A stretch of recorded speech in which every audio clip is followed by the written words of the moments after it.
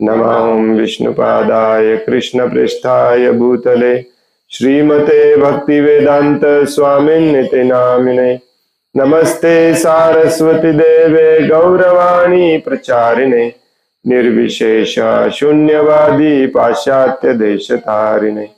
जय श्री कृष्ण चैतन्य प्रभु नित्यानंद श्री अद्वैत गदाधर श्रीवासादि गौर भक्त वृंद। हरे कृष्ण कृष्ण कृष्ण हरे हरे, हरे राम राम राम हरे हरे। मुखं करोति वाचालं पंगुं लंघायते गिरिं यत्कृपातमहं वन्दे श्रीगुरुं दीनतारिणं। हरे कृष्ण। श्रीमद भगवद गीता जशी आहे तशी भाषांतर आणि तात्पर्य कृष्ण कृपामूर्ती श्री श्रीमद AC भक्तिवेदांत स्वामी प्रभुपाद यांच्या द्वारे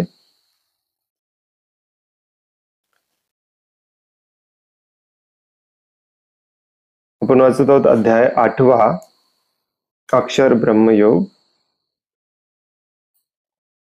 भगवत प्राप्ती। आणि आज आपण वाचणार आहोत श्लोक नंबर 5 आणि 6। श्लोक नंबर 5 आहे अंतकाले च मामेव स्मरन् मुक्त्वा कलेवरम् य प्रयाति समद्भावम् यान्ति नास्त्यत्र संशयः। अंतकाले च मामेव स्मरन् मुक्त्वा कलेवरम् य प्रयाति समद्भावम् यान्ति नास्त्यत्र संशयः। अंतकाले च मामेव स्मरन् मुक्त्वा कलेवरम् य प्रयाति समद्भावम् याति नास्त्यत्र संशयः। अंतकाले अंतकाळी च सुद्धा माम मला एव खचितच स्मरण करीत मुक्त्वा त्याग करून कलेवरम शरीर यह जो प्रयाति प्रयाण करतो सह तो मद्भावम माझी प्रकृती याती प्राप्त करतो न नाही अस्ति आहे अत्र यात संशयः संशय। भाषांतर आहे आणि अंतकाळी केवळ माझे स्मरण करीत जो आपला देह त्याग करतो तो तात्काळ माझ्या प्रकृतीची प्राप्ती करतो यात मुळीच संशय नाही।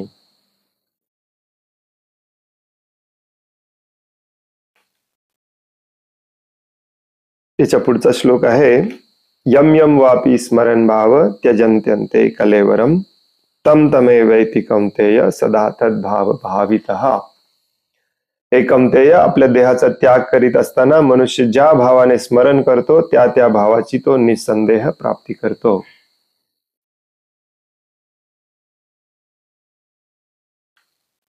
तर या दोन श्लोकामध्ये भगवान श्री कृष्ण अर्जुनाला सांगत आहेत की मृत्यू समयी जे आपले विचार असतात, जी आपली भावना असते त्याप्रमाणे आपल्याला पुढचं शरीर मिळतं।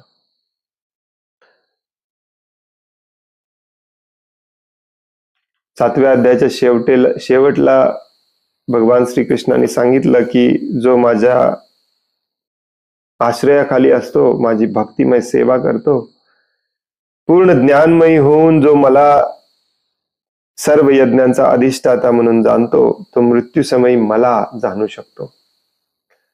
अर्जुनने विचारलं मृत्यू समयी तुम्हाला का जाणायचं? आणि मृत्यूसमयी तुम्हाला जाणून होणार काय आहे, आणि मृत्यूसमयी तुम्हाला कसं जाणलं पाहिजे. भक्त जो असतो तो तुम्हाला मृत्यूसमयी कसा जाणतो.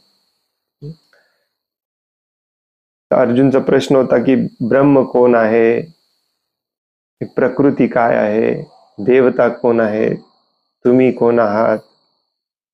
यज्ञासाठी सगळं केलं पाहिजे, मग यज्ञाचा खरा फायदा कोणाला असतो, यज्ञाचा अधिष्ठाता कोण आहे, हे सगळं कालच्या 2 श्लोकामध्ये भगवंतांनी सांगून टाकलं. आणि अर्जुनचा एक प्रश्न होता की मृत्यू समयी तुम्ही म्हणाला की तुमचं स्मरण केलं पाहिजे, तुम्हाला जाणलं पाहिजे, हा काय प्रकार आहे. आता उरलेला सगळा अध्याय हा भगवंत त्याच्यावरतीच फोकस करतात. पहिल्याच 2 श्लोकामध्ये डायरेक्टली सांगतात, भगवद्गीता ही अर्जुन आणि भगवान श्रीकृष्ण यांच्यातल्या संभाषणाची रेकॉर्डिंग आहे. आणि एक त्यातला शिष्य आहे आणि एक गुरु आहे. शिष्याचं काम असतं प्रश्न विचारणे, संशय दूर करून घेणे. गुरुचं काम असतं शिष्याने विचारलेल्या प्रश्नाचं स्पष्टीकरण देणे, त्याचा संशय दूर करणे.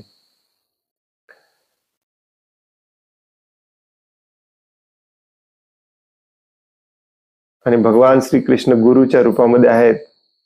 आणि भगवान श्रीकृष्णांची ही स्टाईल आहे की अर्जुन जे काही प्रश्न विचारतो त्याचं डायरेक्ट उत्तर देतात पहिल्यांदा, आणि मग स्पष्टीकरण देत राहतात.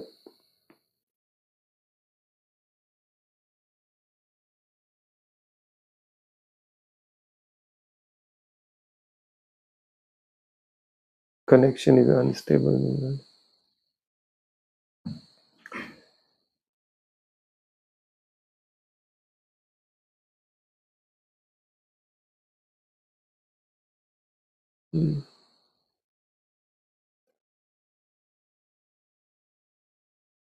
No sorry. तर त्यांनी उत्तर दिलं की मृत्यूच्या समयी अंतकाळेच मामेव, माझं स्मरण जो करतो.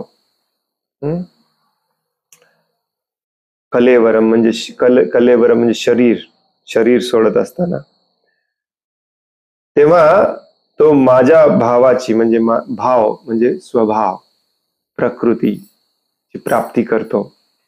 त्यात बिलकुल संशय नाही. भगवंतांची स्टाईल बघा सांगायची, नास्ती अत्र संशया, त्यात कुठलाही संशय नाही, ठामपणे सांगतात भगवंत.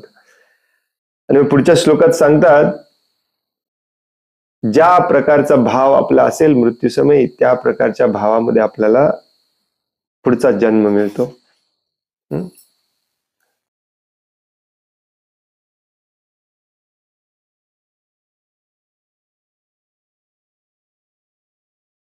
आणि मग त्याच्या पुढच्या 7व्या श्लोकामध्ये सांगतात, म्हणून अर्जुन तस्मात सर्वेषु कालेषु, खूप महत्वाचा पॉइंट आहे. आज याच्यावरती आपण येऊ किंवा उद्या येऊ. तस्मात सर्वेषु कालेषु माम अनुस्मर युद्धच मय्या अर्पित मनो बुद्धिर मामय वैश्यस्य संशयः. माझं स्मरण कर आणि युद्ध कर, मन आणि बुद्धी मला अर्पण कर, निसंदेह तू माझी प्राप्ती करशील. या श्लोकामध्ये सगळ्यात महत्वाचा शब्द आहे तो म्हणजे तस्मात सर्वेषु कालेषु. सर्वेषु कालेषु हा महत्वाचा शब्द आहे. सर्वेषु कालेषु म्हणजे सदैव, सर्व काळी माझं स्मरण कर, माझ्यासाठी काम कर. या 3 श्लोकामध्ये पूर्ण भगवद्गीतेचा उद्देश सांगितला. पुढे ते मग स्पष्ट करून सांगतात की कसं करायचं, काय करायचं वगैरे. तर हे उद्देश असलं पाहिजे.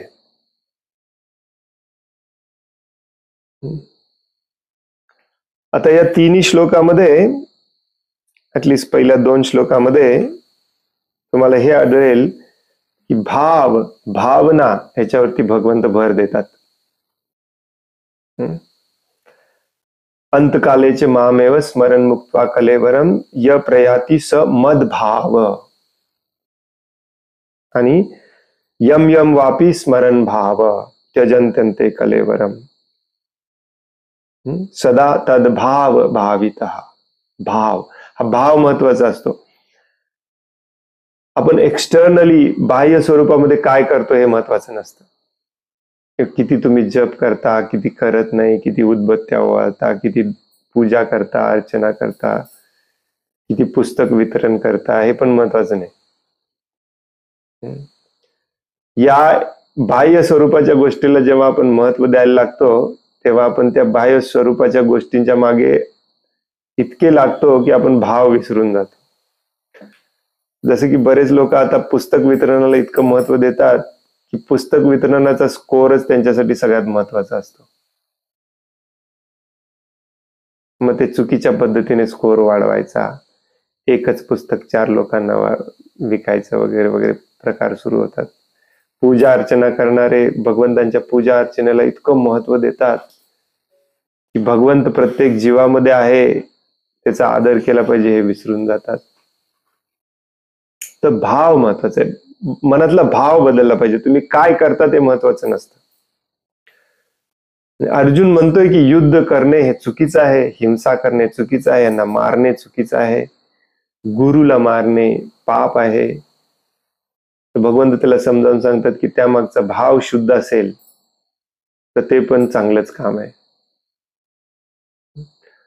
त्यामुळे सदैव आपण कृष्ण भावनेमध्ये असलं पाहिजे. म्हणजेच जे काही करतो, जे काही इच्छा आकांक्षा सगळं सगळं सगळं भगवान श्रीकृष्णांशी संबंधित असलं पाहिजे. अशा प्रकारे जेव्हा आपण भाव बदलतो ना तेव्हा मग आपण कोणाचं द्वेष करू शकत नाही, कोणाचं काही वाईट करू शकत नाही, कोणी आपलं वाईट करू शकत नाही. सदैव आपण आनंदी राहू शकतो. आणि सगळ्यात महत्वाचा पॉइंट इथे भगवान श्रीकृष्ण सांगतात ते म्हणजे पुढचा जन्म तुम्हाला भगवत धामात मिळतो, भगवंतांची प्राप्ती होते. ज्याला भगवंतांची प्राप्ती होते तो मुक्त होतो. तर हे भाव बदलले पाहिजेत. ते भाव म्हणजे काय असतात ते पूर्ण या अध्यायामध्ये सांगणार आहेत भगवंत अर्जुनाला. तर हे 2 श्लोक, मे बी 3रा श्लोक आज आपण वाचूया. प्रभुपाद म्हणतात या श्लोकामध्ये कृष्ण भावनेच्या महत्तेवर जोर देण्यात आला आहे. या श्लोकामध्ये कृष्ण भावना किती महत्वाची आहे आणि कृषी किती महान आहे हे समजावून सांगण्यात आलेलं आहे. कृष्ण भावनेमध्ये जो कोणी आपल्या देहाचा त्याग करतो त्याला भगवंतांच्या दिव्य प्रकृतीची तात्काळ प्राप्ती होते. कृष्ण भावनेमध्ये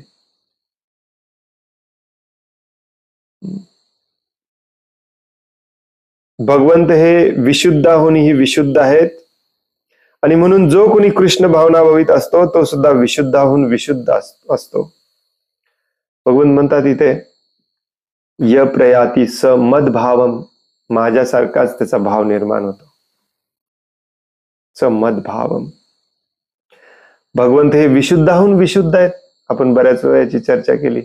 अशुद्धता जी या भौतिक प्रकृतीच्या 3 गुणांमुळे निर्माण झालेली असते ती भगवंतांना टच देखील करू शकत नाही. ते सदैव शुद्ध असतात. या भौतिक प्रकृतीमध्ये राहिले तरी शुद्धच असतात. तुम्हाला त्या लेवलला जायचं असेल तर भगवंतांच्या भावनेचा विचार करावा लागेल. भाव तसा निर्माण करावा लागेल. भाव बदलावा लागेल. मराठीमध्ये देखील आपण भावच म्हणतो. म्हणजेच इच्छा, उद्देश, ज्या उद्देशाने, ज्या इच्छेने, ज्या आकांक्षेने आपण एखादं काम करतो, कार्य करतो ते बदलावं लागेल. कार्य बदलून चालत नाही, त्यामागची भावना बदलावी लागेल. या श्लोकातील स्मरण हा शब्द अत्यंत महत्वपूर्ण आहे. ज्याने कृष्ण भावना भवित भक्ती योगाचे आचरण केलेले नाही त्या अशुद्ध जीवाला श्रीकृष्णांचे स्मरण करणे शक्य नाही. He writes भक्ती योग.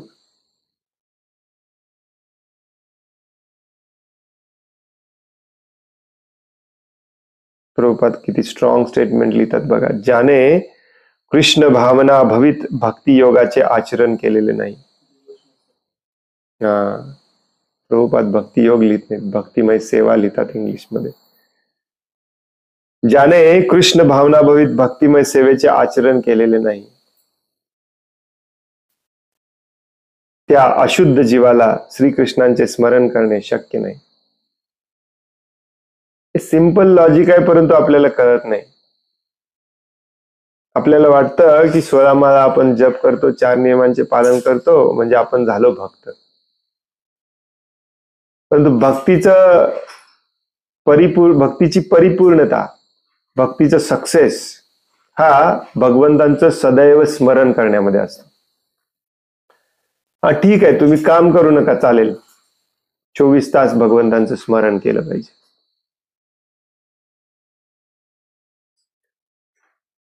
परंतु कॉमन सेन्सने जर तुम्ही विचार केला तर तुमच्या लक्षात येईल की तुम्ही जर 16 माळा जप केला आणि ऑफिसमध्ये कामाला गेला तर भगवंतांचं स्मरण होणार आहे तुम्हाला? तुमचे बॉस तुम्हाला काहीतरी काम सांगतील, ते तुम्हाला 2 तासात संपवायचं असेल, तुमचं दुकान असेल, कारखाना असेल आणि तेजी मंदी चालू असेल तर तुमच्या मनामध्ये भगवंतांचं स्मरण होणार आहे? कस्टमर, क्लायंट, बिझनेस हेच राहणार आहे. बऱ्याच जणांना कळतच नाही की ज्याच्यासाठी आपण काम करतो त्याचं स्मरण करतो आपण. त्यामुळे भगवद्गीतेचा आणि भक्ती मार्गाचा पूर्णपणे उद्देशच हा आहे की भगवंतांसाठी सदैव काम करणे. त्यालाच म्हणतात भगवंतांचं सदैव स्मरण करणे.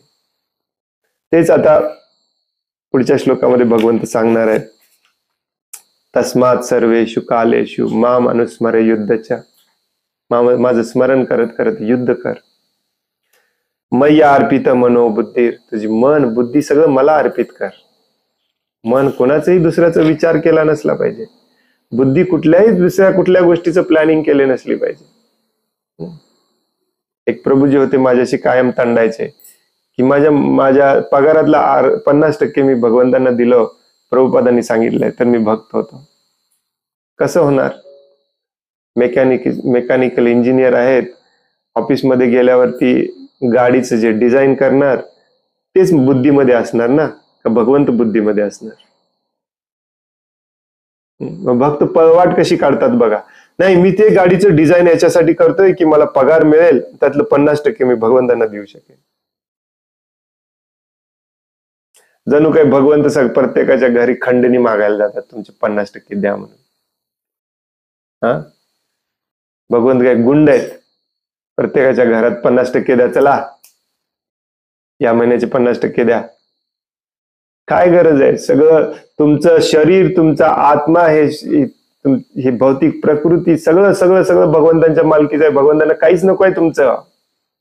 तुमचे भाव हवेत.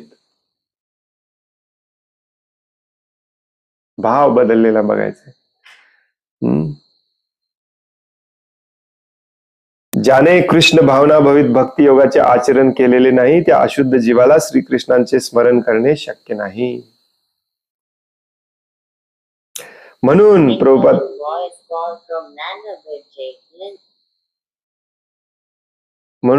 काय सांगतात बघा.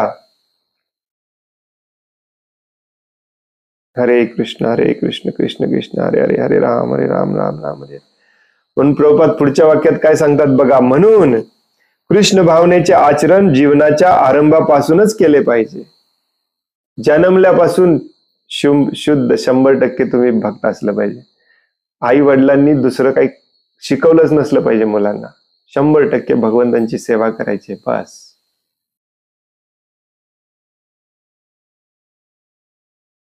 सरकारी नोकरीसाठी तयारी करायला लागलेत भक्तांची मुलं. मोठ्या हुद्द्यावर असला पाहिजे, इंजिनिअरिंगला असला पाहिजे, डॉक्टर असला पाहिजे, CA असला पाहिजे. लहान मुलांना कळत नाही या जीवनामध्ये किती दुःख आहेत, किती दुःख भोगलेत, किती दुःख भोगावे लागणार आहेत. दुःख भोगून भोगून वैतागलेल्या भगवंतांच्या शरणामध्ये येतो. लहान मुलांना या भौतिक जगामध्ये, आधुनिकतेमध्ये, आधुनिक शिक्षण, आधुनिक मॉडर्न सगळ्या गोष्टी, वस्तू, सुविधा याच्यामध्ये तुम्ही जर टाकला, भगवंतांना विसरून जायला जास्त वेळ लागणार नाही त्यांना.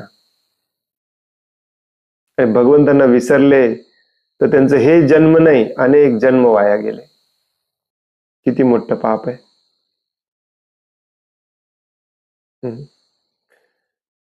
जीवनाच्या सुरुवातीपासूनच लहान मुलांना हे शिकवलं पाहिजे की या जीवनात काही मिळवायचंच नाही, फक्त भगवंतांचं प्रेम आणि भगवंतांची सेवा मिळवायची, दुसरं काही मिळवायचंच नाही.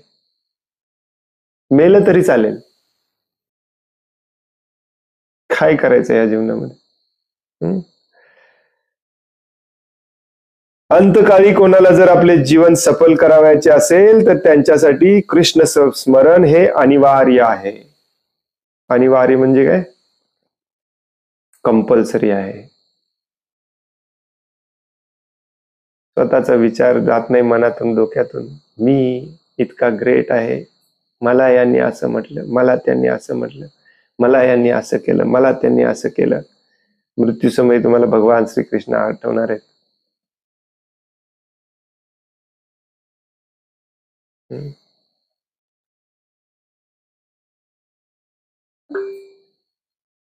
याचं महत्व समजावून सांगायला भागवतम मध्ये एक स्टोरी आहे, अजामिलची स्टोरी. ती अजामिलची स्टोरी सांगितली जाते.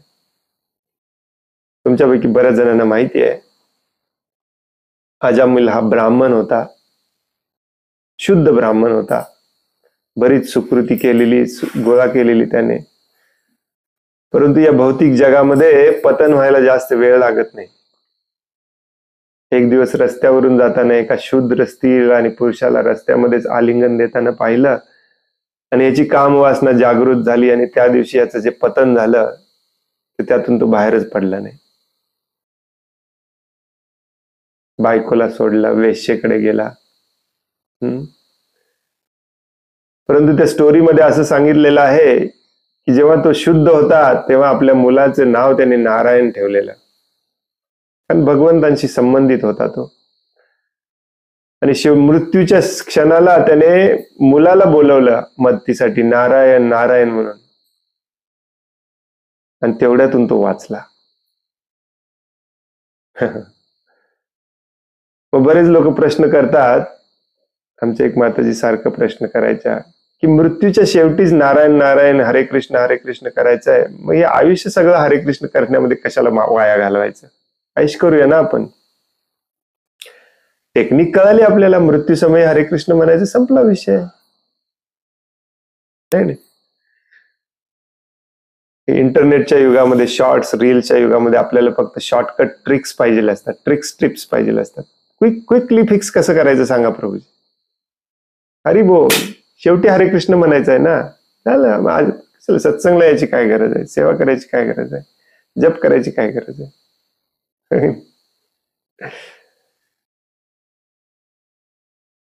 मृत्यू समयी तर इतक्या भयानक वेदना होत असतात, हरे कृष्ण सोडा, तुम्हाला दुसरं काहीच आठवणार नाही तुमची आसक्ती सोडून. आणि याची अनुभूती तुम्हाला आता पण होऊ शकते. मृत्यू खूप लांबची गोष्ट आहे. आता सध्या देखील तुमच्या जीवनामध्ये अशी काही घटना घडली की तुमचं मन आणि बुद्धी असं व्यापून टाकते की दुसरं काही तुम्हाला आठवत पण नाही. बघा, तुम्हाला कुणी दुखवलं, तुमचं कुणी नुकसान केलं, आठवतं तुम्हाला दुसरं काय? घरदार परिवार आठवत नाही, तेवढंच डोक्यात फिरत असतं. मृत्यू समय तर तुम्हाला कळालेलं असतं की हे शरीर कायमचं सोडून जायचं आहे, जे गोळा केलंय ते कायमचं सोडून जायचं आहे, ज्यांच्याशी आसक्ती होती त्यांना कायमचं सोडून द्यायचं आहे. या सगळे विचार, हे भाव असे एकत्र महाभयानक प्रमाणामध्ये येतात की तुम्हाला काहीच सुचत नाही. अनेक विंचू चावल्यावरती ज्या वेदना होतात तेवढ्या वेदना होतात. किती विंचू? 64 का 128 का 108 सहस्र. रिअली? एक विंचू चावलेला सहन होत नाही आपल्याला.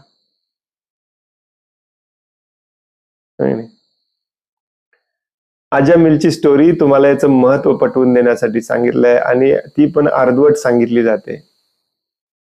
अजामिल काही भगवत धामात गेला नाही नारायण नारायण म्हटल्यावर. यमदूत परत गेले, एवढंच झालं अजामिलची स्टोरी मध्ये. नंतर तो शुद्धीवर आला, आपण चुकीचं वागतोय त्याच्या लक्षात आलं, आणि तो परत भक्त झाला. भक्तिमय सेवा त्याने पूर्ण केली, मग भगवत धामात गेला. हे खूप महत्वाचं आहे. आणि म्हणून जन्मापासूनच याची सवय लावली पाहिजे सगळ्यांना. पूर्वीची संस्कृती होती. आजकाल हे इतकं कठीण झालेलं आहे की समाज मदत करत नाही, उलट तो लहान मुलांना दुसऱ्याच मार्गावरती घेऊन जायचा प्रयत्न करत असतो. अशा वेळी तुम्हाला स्वतःच्या मुलांना भक्तिमय सेवेमध्ये टिकवून ठेवणे देखील कठीण झालेलं आहे. महाभयानक सगळं भागवतम भगवद्गीतेमध्ये जे काय आपण वाचन श्रवण करतो ना, ते सगळं डोळ्यासमोर आहे आपल्या आज. एक 40-50 वर्षापूर्वी मी हे वाचलं असतं तर मला पटलं नसतं ऍक्च्युली. आज परिस्थिती तशीच आहे. सगळीकडून गोंधळ, सगळीकडून त्रास, दुःख. न पटण्यासारखं भागवतम भगवद्गीतेतलं काही नाहीये. सगळं सगळं सेम टू सेम घडत आहे. किती सतर्क झालं पाहिजे, किती सिरियस झालं पाहिजे त्या दुःखातून बाहेर पडण्यासाठी, तुमच्या फायद्यासाठी. भगवंतांना जो शरण जातो, भगवंतांना जो प्राप्त करतो, त्याला दुःखाची पण पर्वा नसते. इतकं महाभयानक त्याला आनंद मिळतो प्रेमामध्ये, सेवेमध्ये, त्यागामध्ये. परंतु आता त्या मार्गावरती येण्यासाठी तुम्हाला सांगितलं जातं की या दुःखातून बाहेर पडण्यासाठी तरी या त्या मार्गात, त्या मार्गावरती, भक्तीच्या मार्गावरती. आणि त्या भक्तीच्या मार्गावरती आलेला असाल तर सिरियस व्हा, गंभीरतेने घ्या भक्ती मार्गाला.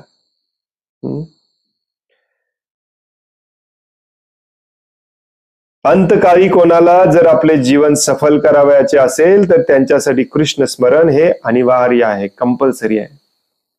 म्हणून मनुष्याने सतत अविरतपणे, लक्षपूर्वक ऐका, उद्या मलाच तुम्ही नाव ठेवणार.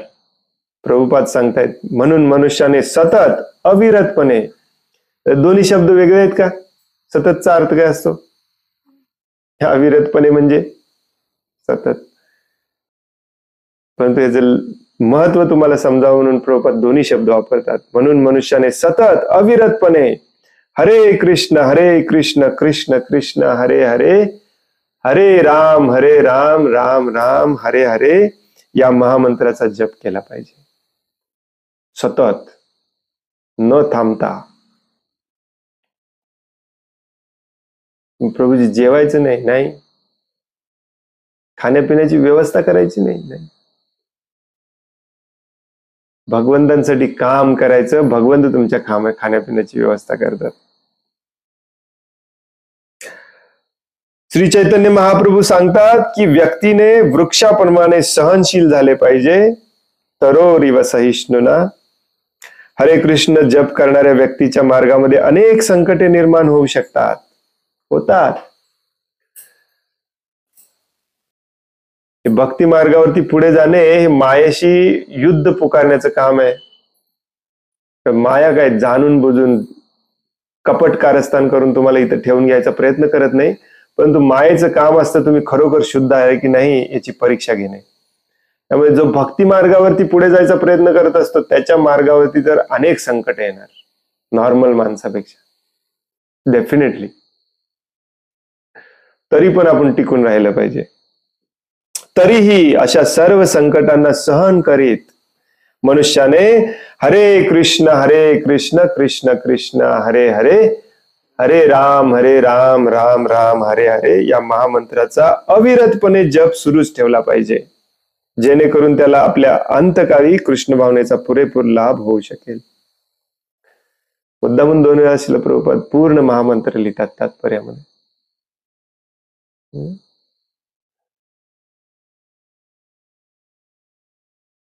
यम यम वापी स्मरण भाव त्यजन्त्यन्ते कलेवरम. ज्या भावनेमध्ये तुम्ही शरीर सोडणार त्याच भावनेमध्ये तुम्ही जन्म घेणार. हे सृष्टीचा नियम आहे. तुम्ही कितीही महान कुळात जन्म घेतलेला असो, कितीही महान भक्त असो, कितीही महान साधू असो, कोणीही असो, ज्या भावनेमध्ये तुम्ही शरीर सोडणार त्या भावनेमध्येच दुसरं शरीर प्राप्त करणार. सृष्टीचा नियम आहे, कोणालाही बदलत नाही हा नियम. बऱ्याचदा आपल्याला सांगितलं जातं एक वेळ हरे कृष्ण म्हटलं तरी मनुष्याचा जन्म मिळतो. कसा मिळेल? भरत महाराजांनी आयुष्यभर हरे कृष्ण महामंत्राचा जप केला होता. मृत्यू समयी हरीनच त्यांच्या डोक्यात होती, हरणीच शरीर मिळालं त्यांना. सृष्टीचा नियम आहे, तुम्ही नाही बदलू शकत हे नियम. तुम्हाला असं सांगणारे मूर्ख आहेत की काय वाटेल ते काम करा, जप तेवढा करा, स्वरा बस तुम्ही भगवत धामात त्याची गॅरंटी आहे. कशी गॅरंटी भगवंत गॅरंटी देत नाहीत, हे कोण आहे तुम्हाला गॅरंटी देणारे? खूप सिरियसली घेतलं पाहिजे. एवढं सोपं असतं तर मग कोणी पण मेकॅनिकली 16 माळा जप केल्या असत्या.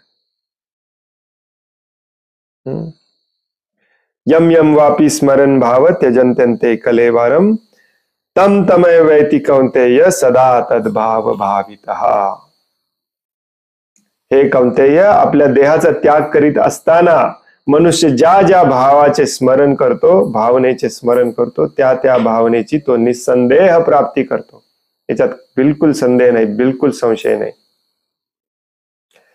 तात्पर्य, मृत्यूच्या बिकट क्षणी मनुष्याचा स्वभाव कशा प्रकारे बदलतो याचे वर्णन या श्लोकामध्ये करण्यात आले आहे. बिकट क्षणी जो मनुष्य मृत्यू समयी श्रीकृष्णांचे स्मरण करीत आपल्या देहाचा त्याग करतो त्याला भगवंतांच्या दिव्य स्वभावाची प्राप्ती होते. परंतु श्रीकृष्णांव्यतिरिक्त इतर कोणत्याही गोष्टीचे स्मरण केल्यावरही त्याच दिव्य स्वभावाची प्राप्ती होते, ही गोष्ट सत्य नाही. या मुद्द्यावर आपण विशेष लक्ष दिले पाहिजे. एकतर प्रभुपाद इथे जे सांगतायत ते कलियुगासाठी लागू होत नाही, तरी पण मी तुम्हाला समजावून सांगतो. प्रभुपाद सांगतायत की काही लोक म्हणतात भगवंतांच्या ब्रह्मस्वरूपाची स्मरण करा, काही लोक म्हणतात परमात्मा स्वरूपाची स्मरण करा, काही लोक म्हणतात शिवजींचं स्मरण करा, काही लोक म्हणतात गणेशजींचं स्मरण करा, ब्रह्माजींचं स्मरण करा, लक्ष्मी देवीचं स्मरण करा. सगळे देवी देवता एकच आहेत. कोणाचंही स्मरण केलं काही फरक पडत नाही, तुम्ही भगवत धामातच जाणार आहे शेवटी. मोठे मोठे साधू संत देखील असा चुकीचा उपदेश करतात. त्याचा या श्लोकामध्ये खंडन करण्यात आलेलं आहे. आलं का लक्षात? तुम्ही सूर्यदेवांची उपासना पूजा करीत शेवटी देह सोडताना सूर्यदेवांचं स्मरण केलं, तुम्ही सूर्यग्रहावर जन्म घेणार, भगवत धामात नाही जाणार. दुर्गा देवी, काली देवी जे काही आहेत, परवा एक मी ऐकत होतो सांगत होतो, दुर्गा देवीचं स्मरण करा, नो प्रॉब्लेम, नो प्रॉब्लेम. कसं नो प्रॉब्लेम? भगवंत स्पष्टपणे या श्लोकात सांगतात, परवाच्या श्लोकात सांगितलं बघ नाही, मागच्या अध्यायामध्ये देखील सांगितलं. श्लोक लक्ष, देवान देव यजो यांती मद भक्ता यांती मामपी. देवतांची पूजा करणारा तिकडे जातो, माझी पूजा करणारा माझ्याकडे येतो. इथे पण तेच सांगतायत, पुढे आणखीन एका श्लोकामध्ये तेच सांगणार आहेत. त्यामुळे प्रभुपाद मुद्दा म्हणून आपल्याला ही गोष्ट आठवण करून देतात. तर मी का म्हणालो की हे आपल्याला कलियुगामध्ये हे पण लागू पडत नाही म्हणून, कारण देवी देवतांची पूजा आयुष्यभर करणे हे याची पण पात्रता आपली राहिलेली नाही. देवी देवतांचं स्मरण मृत्यू समयी करणे याची पण पात्रता आपली राहिलेली नाही. इतके आपण ग्रॉस स्थूल प्रमाणामध्ये इंद्रिय भोगी झालेलो आहोत.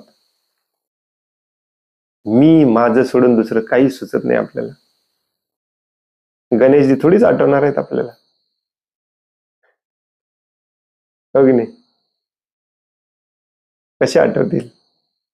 शिवजींना गणेशजींना प्राप्त करायला देखील खडतर तपस्या आणि भक्ती असावी लागते मनामध्ये, ती पण नाहीये आपल्यामध्ये कलियुगामध्ये. त्यामुळे असं जे सांगत असतात ना तुम्हाला, ठीक आहे कुठला पण जप करा, नो प्रॉब्लेम.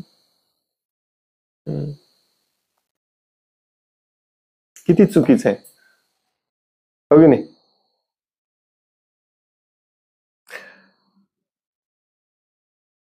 प्रभुपाद म्हणतात, श्रीकृष्णांव्यतिरिक्त इतर कोणत्याही गोष्टीचे स्मरण केल्यावरही त्याच दिव्य स्वभावाची प्राप्ती होते, ही गोष्ट सत्य नाही.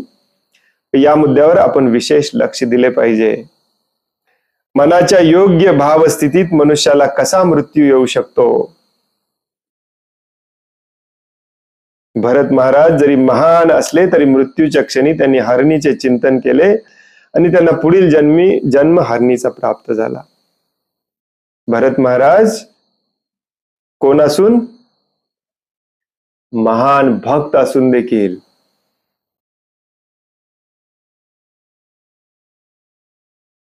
आपण आयुष्यभर पाप कर्म करतो आणि आपल्याला लुटणारे आपल्याला सांगतात एवढं बास आहे प्रभूजी तुम्हाला, तुम्ही नक्की भगवत धामात जाणार आहात. सिरियसनेस नाही भक्तिमय सेवेबद्दल, भक्ती मार्गाबद्दल. हरिणीच्या शरीरामध्ये जरी त्यांना आपल्या पूर्वकर्माचे स्मरण होते तरी त्यांना पशुचा देह स्वीकारावाच लागला, कारण तो सृष्टीचा नियम आहे, कोणासाठीही बदलू शकत नाही तो नियम. हा, भरत महाराजांनी महान भक्तिमय सेवा केलेली, त्यामुळे हरणीच्या शरीरामध्ये देखील त्यांना त्यांच्या भक्तिमय सेवेचं आणि त्यांच्या चुकीचं त्यांना स्मरण झालं. आपल्याला ते पण होणार नाही. त्यामुळे एका जन्मात ते वाचू शकले. हरणीतून पुन्हा ब्राह्मणाचा जन्म घेतला आणि ब्राह्मणातून पुन्हा मुक्त झाले कायमचं. आपल्यासाठी ते व्हायचे पण चान्सेस खूप कमी आहेत. सिरियसली घेतलं पाहिजे आपण.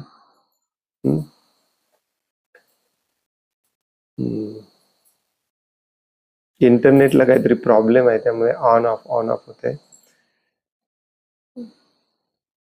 माफ करा. रेकॉर्डिंग ऐका.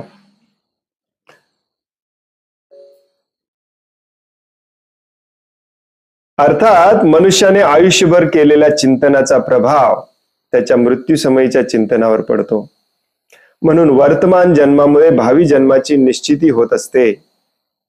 जर मनुष्याने आपल्या वर्तमान आयुष्यामध्ये संपूर्ण सत्वगुणी जीवन व्यतीत केले आणि सदैव कृष्ण चिंतन केले तर त्याला मृत्यूच्या क्षणी श्रीकृष्णांच्या दिव्य स्वभावाची प्राप्ती होऊ शकेल. आणि जर मनुष्य श्रीकृष्णांच्या दिव्य सेवेत तल्लीन झाला तर त्याचा पुढील देह हा प्राकृत नसून दिव्य किंवा आध्यात्मिक असेल. सेवा महत्वाची आहे, त्याच्याशिवाय भगवंतांचं स्मरण कसं करणार आपण?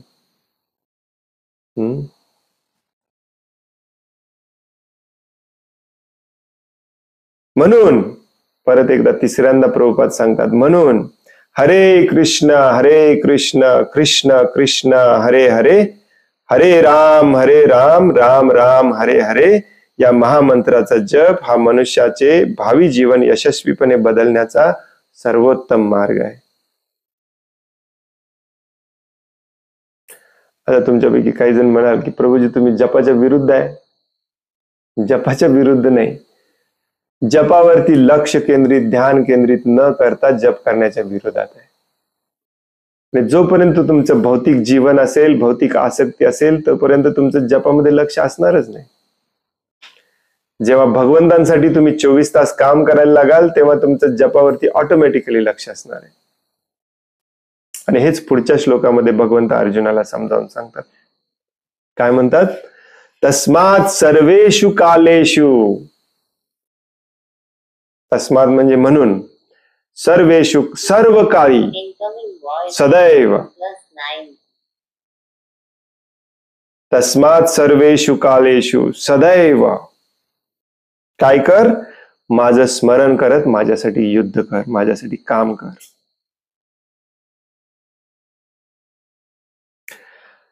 मय्या अर्पित मनोबुद्धीर, मन आणि बुद्धी मला अर्पण कर. अर्पण, अर्पण म्हणजे देऊन टाकायचं. मन भगवंतांना दिलं, मनाला अधिकार आहे का स्वतःबद्दल परत विचार करायचा? बुद्धी भगवंतांना दिली, बुद्धीला अधिकार आहे का स्वतःबद्दल प्लॅनिंग करायचा? बिलकुल नाही. सर्वेषु कालेषु, कायमच. म्हणून हे अर्जुना तू सदैव माझे, प्रभुपाद मुद्दामून कंसात लिहितात, कृष्ण या रूपाचे. माझे म्हणजे माझ्या आशक्तीचे, माझ्या अव्यक्त रूपाचे वगैरे नाही, माझे, जो तुझ्या समोर उभा आहे 2 हातवाला आता सध्या, त्याचे स्मरण केले पाहिजे. आणि त्याचबरोबर तुला आपल्या युद्धरूपी स्वधर्माचे आचरणही केले पाहिजे. याला स्वधर्म म्हटलेला आहे. परत एकदा दुसऱ्या अध्यायामध्ये भगवंत श्रील प्रभुपाद समजावून सांगतात स्वधर्म म्हणजे काय. तुझी कर्मे मला अर्पण केल्याने आणि तुझ्या मनाला आणि बुद्धीला माझ्या ठिकाणी स्थिर केल्याने तुला निस्संदेह माझी प्राप्ती होईल. कर्म मला अर्पण केलं पाहिजे, माझ्यासाठी कर्म केलं पाहिजे. कर्म मला अर्पण करणे म्हणजे पाहिजे ते कर्म करून त्याचे पैसे मला आणून देणे नाही. लक्षात घ्या. ठीक आहे, त्याच्याने सुरुवात करा, काही प्रॉब्लेम नाही. पुढे 11व्या अध्यायात का 13व्या अध्यायात, 11व्या अध्यायात ना, भगवंत समजावून सांगतात की तुला असं करता येत नसेल, मन आणि बुद्धी पूर्णपणे माझ्यावरती समर्पित करता येत नसेल, तर माझ्यासाठी काम कर. कायम माझ्यासाठीच काम कर. माझ्यासाठी तर तुला काम करायला जमत नसेल, तुला जे काम करायचं ते कर, परंतु त्याचं फळ तुझ्यासाठी ठेवू नको, देऊन टाक. हे पुढे भगवंत सांगतात. परंतु हे स्टेप बाय स्टेप प्रोसेस आहे. खरा अर्थ हाच आहे की मन बुद्धी भगवंतांमध्ये पूर्णपणे असले पाहिजे. काम पूर्णपणे भगवंतांसाठी असलं पाहिजे. तुझी कर्मे मला अर्पण कर.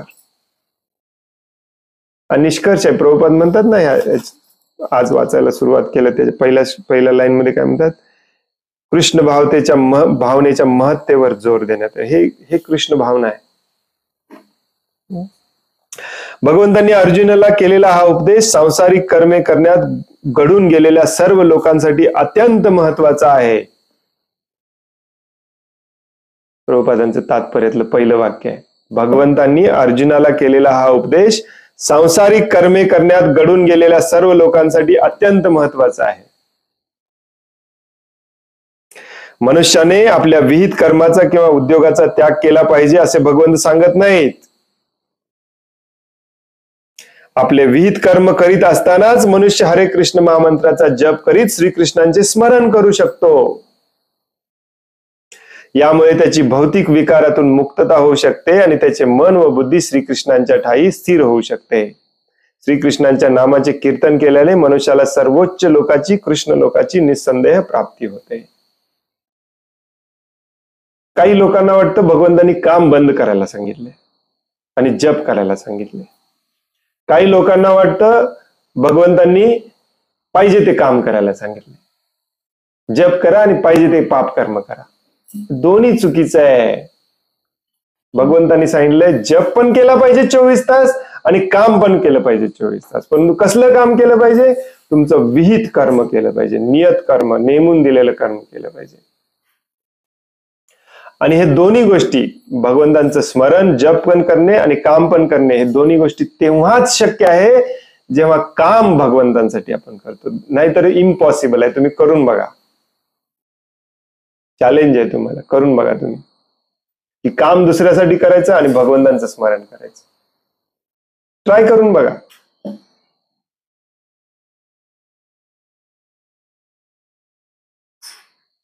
म्हणून पाप कर्म करणारा कधीही भगवंतांचं स्मरण करू शकत नाही, भगवंतांची भक्तिमय सेवा करू शकत नाही. हे मागच्या अध्यायामध्ये ठामपणे भगवंतांनी सांगितलं.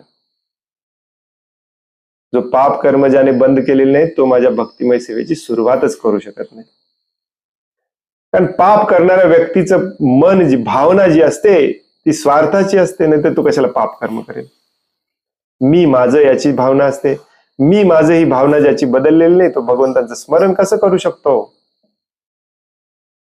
तर अर्जुनाला सांगितलेलं आहे तुला युद्ध सोडायचं पण नाही, युद्ध करायचं पण नाही. काय करायचंय?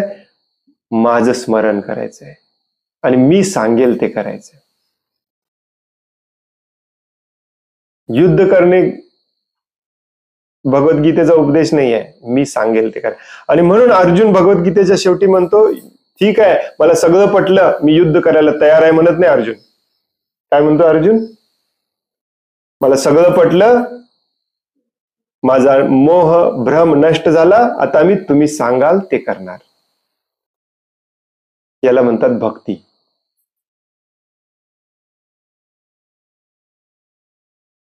मग तुमची परिस्थिती काही असो. आता मला माहिती आहे तुमच्या बऱ्याच जणांच्या मनामध्ये हजारो प्रश्न आलेले असणार आहेत की हे कसं करायचं, बंद कसं करायचं, मग खाणार काय, पिणार काय, कुटुंबाचं काय होणार, हे कसं होणार, ते कसं होणार, हजारो प्रश्न आहेत. No doubt. याला मी किंवा प्रभुपाद असं म्हणत नाहीत की हे सगळे चुकीचे प्रश्न आहेत किंवा चुकीचे संशय आहेत. सगळं मनात येणार. तिथेच मनुष्याची बुद्धी कामाला लावायची असते. त्याच्यासाठीच तुम्हाला मनुष्याचं शरीर दिलंय. कुत्रा हे विचार करू शकत नाही की सगळं सोडून, माझी इंद्रिय तृप्ती सोडून मी भगवंतांना शरण कसं जाऊ. माणूस विचार करू शकतो, माणूस याच्यातून मार्ग काढू शकतो. कुत्रा मांजर डुक्कर याच्यातून मार्ग काढू शकत नाही. उद्या सकाळीच तुम्हाला हे केलं पाहिजे का? येस. जमण्यासारखं आहे का? May be. काही ना असेल, काही ना नाही. तुमच्या दृढतेवर अवलंबून आहे. परंतु केलं तर हेच पाहिजे. उद्या करा, 6 महिन्यांनी करा, 6 वर्षांनी करा, 60 वर्षांनी करा, 6 जन्मांनी करा, 60 जन्मांनी करा, शेवटी हेच करायचं. त्याच्याशिवाय सुटका नाही इथून. काही पळवाट नाही याच्यामध्ये.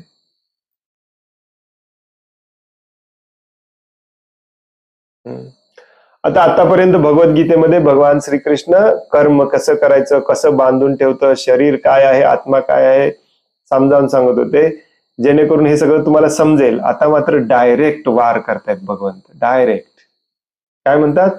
मला, प्रभुपाद कंसात लिहितात, मला, मी समोर तुझा जो उभा आहे अर्जुन, त्याला, श्रीकृष्णाला समर्पण केलं पाहिजे. मन बुद्धी सगळं,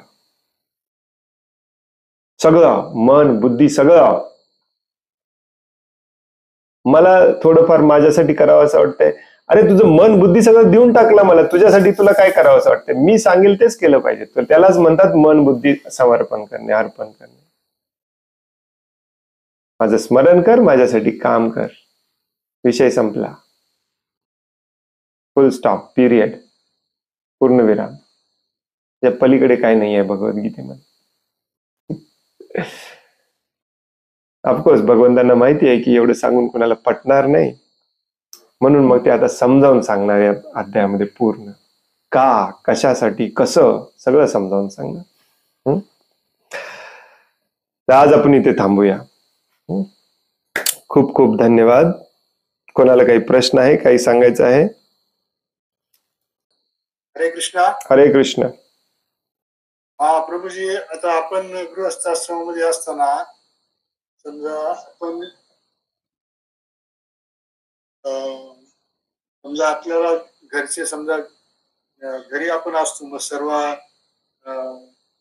घरची जबाबदारी सांभाळताना आपण विसरतो. हे कसं आपण आठवायचं? आपण भगवंतांची सेवा करतोय, समजा आपण आपल्या नातेवाईकांची सेवा करत असतो, समाजाची सेवा करत असतो.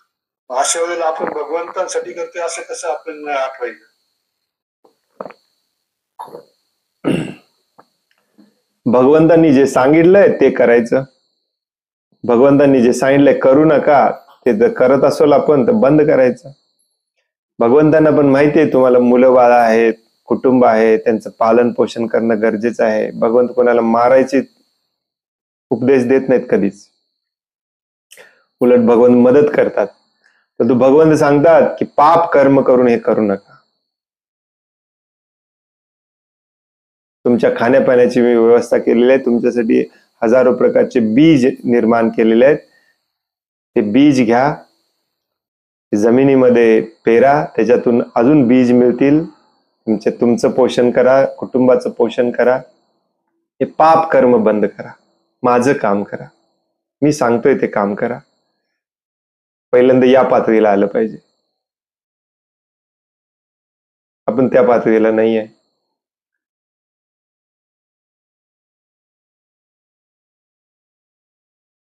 काही लोक मांसाहार करणारे म्हणतात की हे जे फळं फुलं झाडं झुडपं आहेत हे पण जीवच आहेत, मग यांना तुम्ही मारून खात नाही. भागवतामध्ये, शास्त्रामध्ये दिलेलं आहे, यांची निर्मिती भगवंतांनी तुमच्या खाण्यापिण्यासाठी केलेली आहे. कॉमन सेन्स आहे. तुम्हाला एक ज्वारीचा दाणा मिळाला, तो पेरायचा आहे, पाऊस पडला, पाणी द्यायचंय, त्याच्यातून 100,000 ज्वारीचे दाणे मिळतात, पोट भरायचंय तुमचं. मग तुम्ही पाप कर्माच्या मागे का लागले? माणूस पाप कर्म तेव्हाच करत असतो जेव्हा त्याला स्वतःच्या आणि स्वतःच्या कुटुंबाचा स्वार्थ, भोग पूर्ण करायचा असतो. अशा अवस्थेमध्ये तुम्ही भगवंतांचं स्मरण नाही करू शकत. आताच वाचलं आपण. प्रयत्न करू शकता त्यातून बाहेर पडायचा, त्याच्यासाठी भगवंतांची याचना करू शकता, परंतु याच्यातून बाहेर पहिल्यांदा पडावं लागेल. त्यामुळे जो कोणी ग्रहस्थ आहे त्यांनी लक्षात ठेवा, ग्रहस्थासाठी काम आहे शेती आणि शेतीवर आधारित जीवन जगणे. त्याच्याशिवाय तुम्ही भगवंतांचं स्मरण करू शकत नाही. शास्त्राचं विधान आहे. मग देर आहे, दुरुस्त आहे, तुम्हाला त्याच्यातून बाहेर पडावंच लागेल.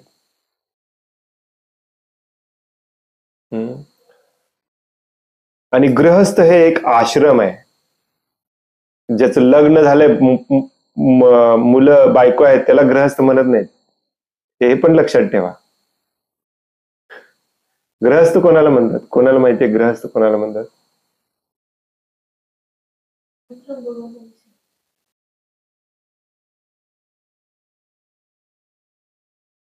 घरात राहून भगवंतांची जो सेवा करतो त्याला गृहस्थ म्हणतात. पण कुठल्या घरात? संन्यासी ब्रह्मचारी पण घरातच राहतात, उघड्यावर थोडीच राहतात.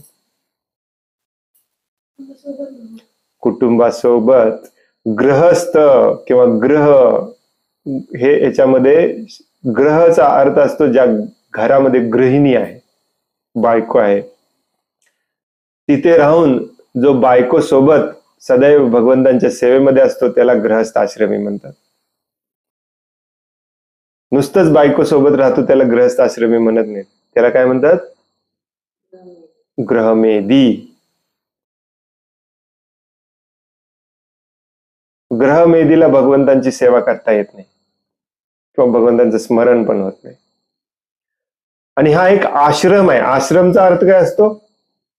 जिथे थोडा वेळ राहायचंय आणि पुढे जायचंय त्याला म्हणतात आश्रम. का लक्षात? मग गृहस्थ आश्रम हा थोड्या वेळासाठीच असतो, कायमचा नसतो. आपल्या आपल्या पूर्व कर्मानुसार आपल्याला बायको मिळते, आपल्या आपल्या पूर्व कर्मानुसार आपल्याला नवरा मिळतो, आपल्या आपल्या पूर्व कर्मानुसार आपल्याला मुलं बाळ मिळतात. त्याच्यामुळे जे दुःख आहेत ते भोगावेच लागतात, त्यांचं पालन पोषण करावंच लागतं. परंतु एका ठराविक काळानंतर त्यांना सोडून जावं लागतं. आश्रम बदलायचा असतो. गृहस्थ आश्रम मरेपर्यंत गृहस्थ आश्रम नसतो. त्यामुळे वर्णाश्रमाची तुम्हाला चर्चा करायचीच असेल तर वर्णाश्रम पूर्ण समजावून घ्यावं लागेल. येस, बायको मुलं सगळ्यांना सोडून जायचं असतं. नवीन नेक्स्ट आश्रम मध्ये जायचं असतं. त्याला वानप्रस्थ आश्रम म्हणतात. शास्त्रामध्ये ह्याचं सगळं वर्णन दिलेलं आहे. गृहस्थ आश्रम याला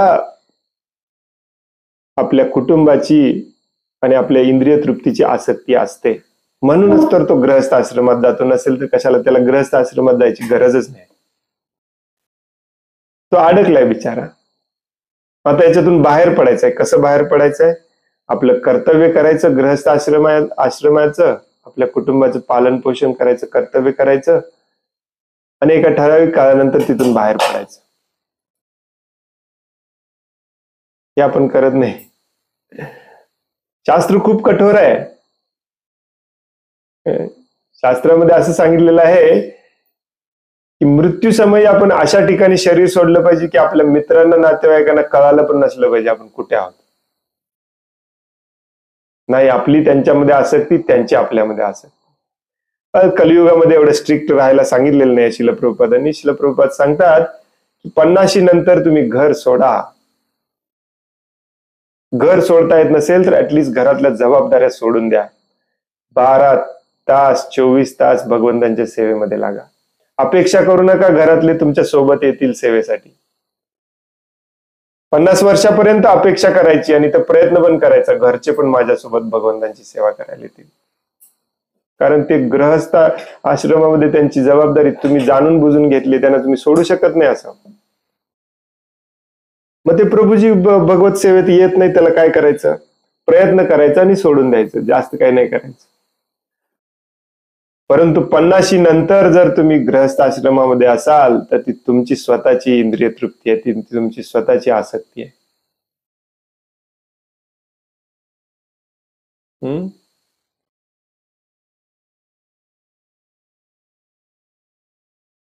प्रभुपाद खूप छान समजावून सांगतात. आपण ऑलरेडी वाचलंय ऍक्च्युली, की घरामध्ये भगवंतांची सेवा कशी करायची. सुरुवात घरातल्या सगळ्यांनी जप करण्याने करायची. प्रसाद सात्विक घ्यायला सुरुवात करायची. काम बदलू नका, करा, पाप कर्म करत राहा, नो प्रॉब्लेम. ऍटलिस्ट तुमचा प्रसाद भोग लावल्याशिवाय प्रसाद घ्यायचा नाही. सगळ्यांनी जप करायचा, कीर्तन करायचं, सगळ्यांनी वाचन श्रवण करायचं. आता ह्या सगळं करायला जर तुम्हाला वेळ मिळत नसेल तर मात्र तुम्ही महापापी आहात, तुम्हाला कोणी वाचवू शकत नाही. आणि मग या वाचन श्रवणातून आणि जप केल्यातून हळूहळू तुम्हाला प्रेरणा मिळेल की जे काम करतोय ते पण बंद केलं पाहिजे. ते बंद केलं तर मग जीवन कसं चालायचं, कुटुंब कसं चालायचं, त्याची वेगळी व्यवस्था करायची. भगवंत तुम्हाला बुद्धी देतील, भक्त भेटवून देतील, मदत करतील, सगळं करतील. तुमची इच्छा असली पाहिजे. हळूहळू करा, स्टेप बाय स्टेप करा. ज्यांना या भौतिक जगाचा प्रॉब्लेम आणि भौतिक जगातली आपली अडकलेली अवस्था लक्षात येते, तो सिरियसली घेतो आणि उद्याच्या उद्या सगळं सोडतो. पण सगळ्यांनाच ते जमत नाही. त्यांनी स्टेप बाय स्टेप हळूहळू तरी काय ना केलं पाहिजे. परंतु तुम्हाला जमत नाही म्हणून तुमच्यासाठी गोल नाही बदलू शकत, सिद्धांत नाही बदलू शकत. सिद्धांत हाच राहणार. जसं आपण आज ठामपणे वाचलं, सिद्धांत हेच आहे. तुम्ही गृहस्थ आश्रमी असो, ब्रह्मचारी असो, संन्यासी असो, कुणी असो. संन्यासी असून पण जर तुम्ही भगवंतांचं स्मरण करत नसाल, भगवंतांसाठी काम करत नसाल, युजलेसच आहे. गृहस्थ आहे म्हणून त्याची काही वाईट अवस्था आहे असं नाही. उलट कलियुगामध्ये गृहस्थ आश्रमच श्रेष्ठ म्हणण्यात आलेला आहे. कारण कलियुगामध्ये मन इतकं मंद आणि विचलित, प्रभावित झालेलं असतं की संन्यास बिन्यास शक्य नाही कलियुगामध्ये. गृहस्थच पॉसिबल आहे. पण ते गृहस्थ आश्रमाचे सगळे नियम पाळले पाहिजेत आपण प्रॉपरली. तुम्ही म्हणता गृहस्थ आश्रम, तुम्हाला माहिती आहे गृहस्थ आश्रम म्हणजे काय असतं?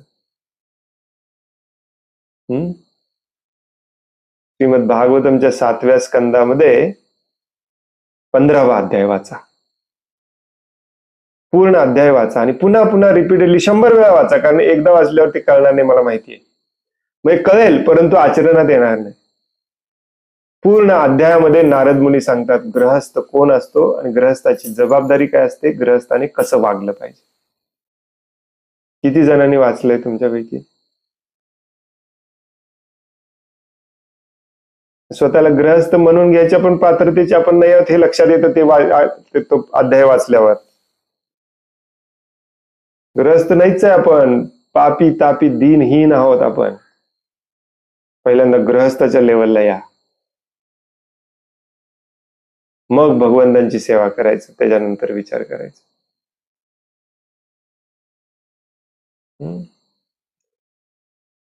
त्याला आश्रम म्हटलेला आहे. आश्रमचा अर्थ असतो तिथे भगवंतांची सेवा केली जाते.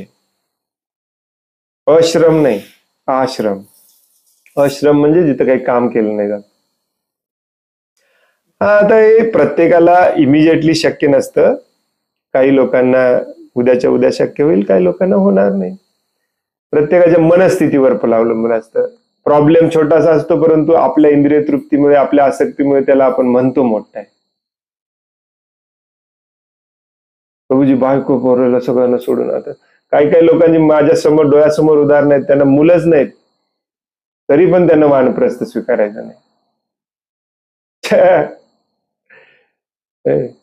मग ते कारण सांगतात प्रभूजी बायको नाही म्हणते. हा तर बायको बरोबर नसतोच कधी. मग काय प्रॉब्लेम आहे? आता ह्या वयात बायकोचे चोचले किती पुरवणार तुम्ही? स्पष्टपणे सांगून टाका, मी चाललो भगवंतांच्या धामाला, तुला यायचं असेल तर ये, नाही तर तुझी व्यवस्था तुझं तू बघ.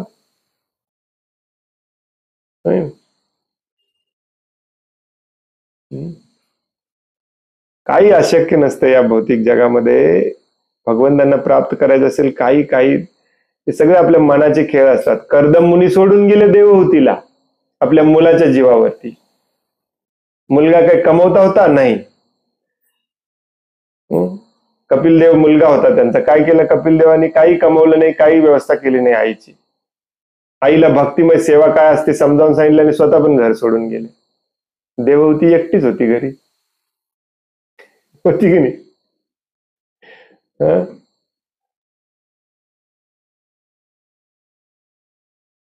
महत्वाचं काय आहे हे तुमच्या लक्षात आलं पाहिजे. तुकाराम महाराजांना ज्या क्षणी लक्षात आलं त्या क्षणी सगळं सोडून दिलं तुकाराम महाराजांनी. बायकोनी शिव्या दिल्या, समाजाने शिव्या दिल्या, ब्राह्मणांनी शिव्या दिल्या, काही फरक पडला नाही. कारण मला भगवंतांच्या माझं नातं जोडलेलं आहे. आता मला कशाशी काय संबंध पडतो, तो बघून घेईल. हो की नाही? हे असा प्रश्न विचारण्यापेक्षा तुम्ही प्रश्न असा विचारला पाहिजे की मला हे पटलेलं आहे, तर पुढे नेक्स्ट स्टेप काय सांगा. माझी परिस्थिती अशी आहे, मला मला मला हे सगळं करायचं आहे, मला नेक्स्ट स्टेप सांगा. असं तुमच्या गुरुला जाऊन तुम्ही विचारलं पाहिजे. गुरु मार्गदर्शन करतील. मग गुरु नाही पटलेला असेल तर, गुरुनच आजकालच्या हे पटलेलं नाही.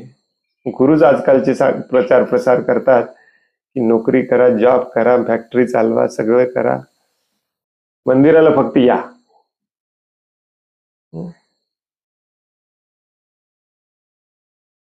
भगवद्गीतेत तुम्हाला असा उपदेश कुठेच सापडणार नाही. शोधून दाखवायचं तुम्ही.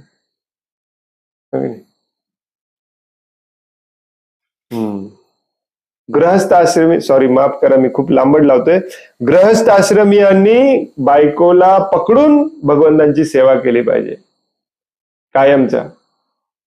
बायको तयार नसेल, बायकोला सोडून द्या. नवरा तयार नसेल, नवऱ्याला सोडून द्या. घर फोडायला बसलेत प्रभूजी. घर कुठे राहिलं? ज्या घरामध्ये बायको नवरा एकमेकांचे दुश्मन असतात, इंद्रिय तृप्तीसाठी आसुसलेले असतात, ते घर ऑलरेडी फुटलेलं असतं. जिथे भगवंतांचं वास्तव्य नाही ते घरच नाही आहे. ते घराला टिकवून ठेवायचं तरी काय?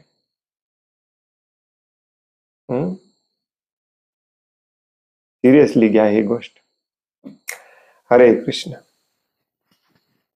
आणखीन कुणाला काही प्रश्न आहे, काही सांगायचं आहे? धन्यवाद प्रभूजी. खूप खूप धन्यवाद. वांछा कल्पतरुभ्यश्च कृपा सिंधुभ्य एव च पतितानां पावनेभ्यो वैष्णवेभ्यो नमो नमः.